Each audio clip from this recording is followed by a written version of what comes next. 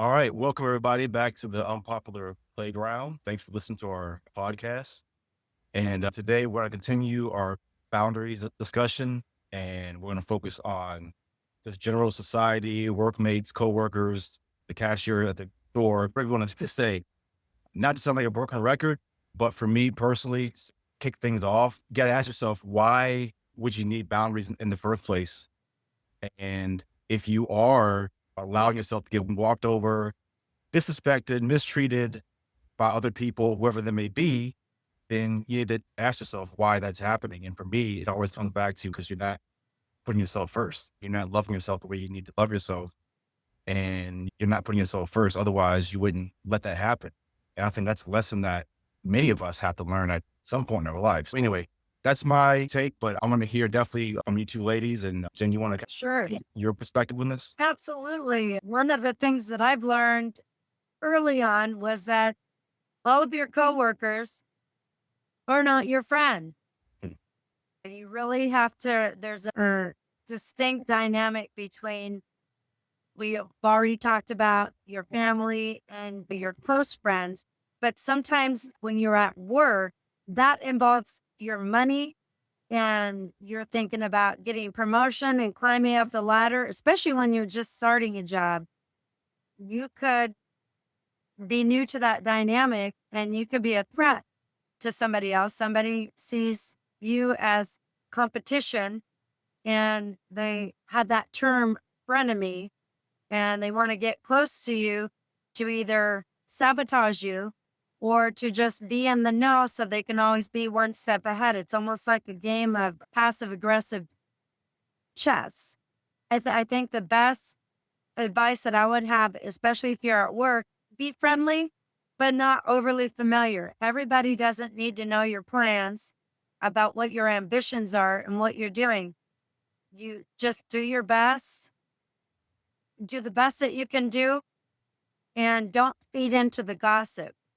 The person that's gossiping to you, how do you know that they're not gossiping everything else? That's pretty much a good sign that Yeah. what you say is going to go out to everybody else. When I go into a new place, I'm friendly, but not familiar with everybody. People that you vibe with, because you'll have people that are on the same wavelength with you, but you really got to test that. It has to be a case by case basis. When people start talking, I just say, hey, I'm just honest, just straight up. I don't want to hear you talking about anybody else. I don't want anything to come between my money. If I have to be a witness or whatever, I will throw you under a bus. I'm friends until you mess with my money. Yep. I said, I want to be friends with you, but if it comes between me and my money, you're going to be under that back tire and I'm going to be screeching. I'm completely honest. All I see wherever I work is magic because people know not to gossip to me. They don't tell me. I said, I don't want to hear your tea about anything. I love to have fun, but I don't want the drama. The only drama I want is on the theater when I go to the movies. If I have an issue with somebody, I will go and tell them right away. I will say, hey, is there anything I can do to help you? And then you always have those people that you don't vibe with. You'll be in a room with them and you'll have to work together with them. And they just get really quiet and they just have nothing to say to you. And that's fine. You don't vibe with everybody and that's okay too. But I am friendly with them. I'll say hello that just because they're not real friendly with me and I'm just not vibing or whatever, that's not going to throw off my day. I'm still going to be a nice person. I'm still going to be great and friendly with everybody, no matter what. And I'm that way everywhere. If I go into a store, if I do this and I say hello to people and they don't say hello to me, cuts a little bit, but that's not going to change who I am because that's not my problem. That's their problem. And that's my approach. I agree. As far as my work relationships, it's hard because I was always a supervisor. So it was very hard for me. I had to always keep my work relationships different because I couldn't get friendly because they were my staff.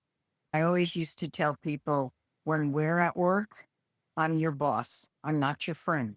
I did have a few select people outside of work, that I chose to be friends, but it took me a long time of getting to know them first to make sure that they weren't turncoats, vacation together and do things together and whatnot.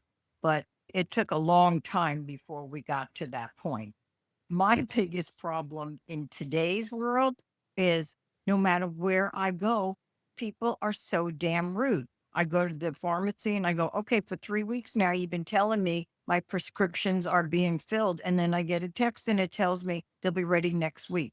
Mm. I don't get prescriptions just for the hell of it. They're not candy. And then I go in and then I'll get this from the pharmacist. We're really understaffed. And that's not my problem. I worked as an OB nurse for years and I would end up with 4 moms and 4 babies. I couldn't tell the mom, I forgot to give your baby the medicine because I was so understaffed and she got sick. You can't just put the blame on everything else. You need to apologize and try and figure out how to rectify. But they don't even apologize. They just start blaming the fact that, oh, we don't have enough people.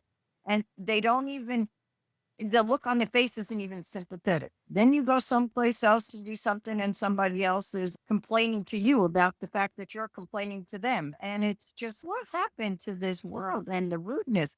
Bite my tongue and hold back the New York in me and calmly deal with these people and tell them exactly how I feel before they call the cops on me and get the point across. But it's just, you can't even put up boundaries there because they test it. I'm right, you're wrong. And it's very hard lately. They're testing my limits. I'm telling you that right Oh, now. yeah. Now we have the era of the Karen. Oh Apparently, my God. you try and bring something up and they just go berserk because they can't have their way, I guess, in a relationship. Because what I was talking about before was mainly amongst coworkers.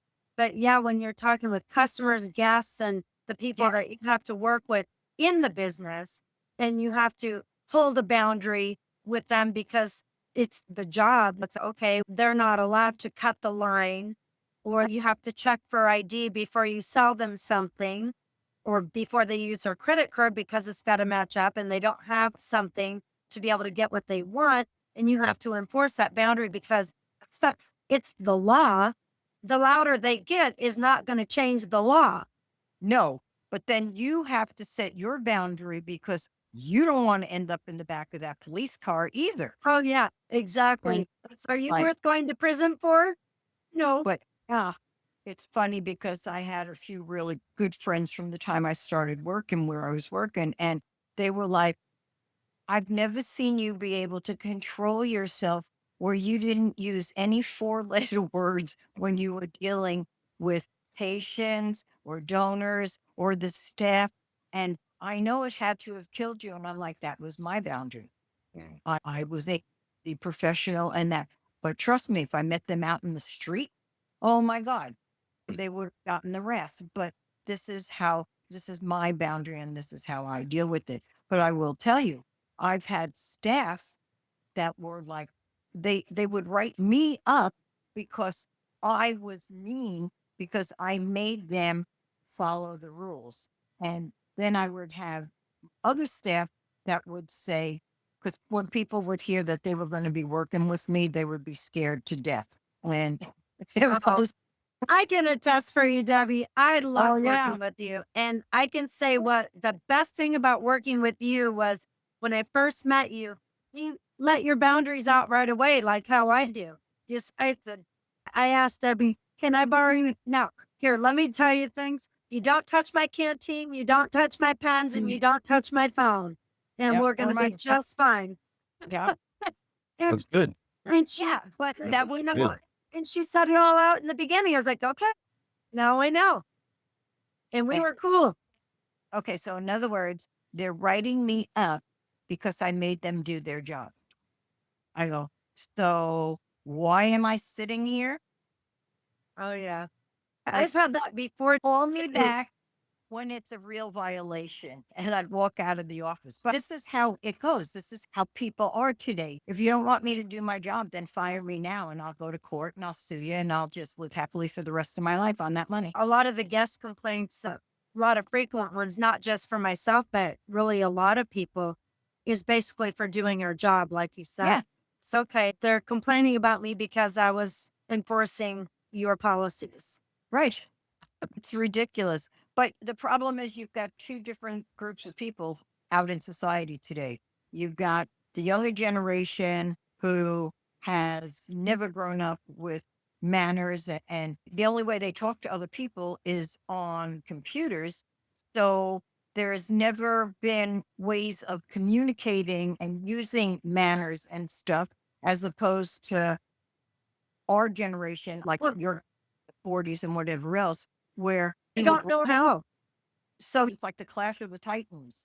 You It- can you use manners, they don't know what it is to talk to somebody with manners. And I don't know how it's ever going to get fixed, but it's I think that what we're doing right now is a great start because when people come on and we eventually start working with people and groups, they're eh, going to get used to talking with people in real time instead of typing it out. Because I've noticed that the trolls, the keyboard trolls, that some of the things that they say on the keyboard, they would never say to somebody's face. oh no, Exactly. Have you noticed that?